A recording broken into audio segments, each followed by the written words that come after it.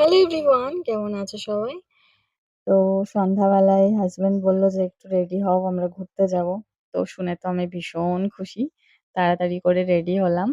দেন বেরিয়ে পড়লাম। আসলে কয়েকটা ইনডোর প্ল্যান্ট কিনতে হবে। তো সময়ই হচ্ছিল না আমাদের যাওয়ার। তো ও বলল যে চলো দেখে আসি। তো এখান থেকে আগে গেছিলাম টব দেখতে। তো টব তো মোটামুটি পছন্দ হয়েছে। বাট সেইভাবে নিইনি। আর কিছু, কিছু জিনিস নিয়েছি এখান থেকে। বেশ অ্যাফোর্ডেবল প্রাইস ছিল। তো আমাদের ছোট বোনুর আজকে রেজাল্ট আউট হয়েছে। আর ভীষণ ভালো রেজাল্ট করেছে। তো এইটা ওর জন্য ছোট্ট একটা গিফট। এটা নিয়েছিলাম একটা পেন্সিলের বক্স টাইপের।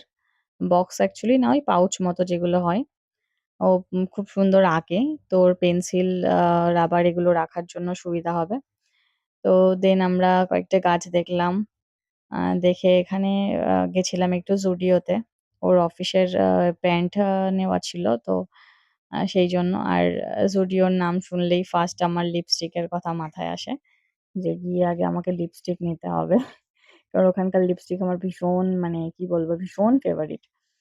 বিয়ের আগে আমাকে ২ টো কিনে দিয়েছিল। কিন্তু বিয়ের সময় আমি একটা পেয়েছি আর একটা পাইনি। মানে বিয়ের আগে থেকেই পাচ্ছিলাম না। তো যাই হোক, সেই সেম ওটাই আবার আমাকে নিতে হবে। তো সেই কারণে আরেকটা লিপস্টিক নিয়ে নিয়েছি।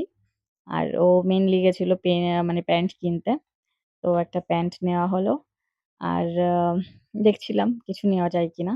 কিন্তু যেহেতু সবেমাত্র ঘোরাঘুরি করে এসেছি, তো তেমন বাজেট নেই নেওয়ার মতন। মানে পার্সোনালি আমি এটাই মনে করি। কারণ বেশি একসঙ্গে অনেক খরচ আমি একদমই পছন্দ করি না।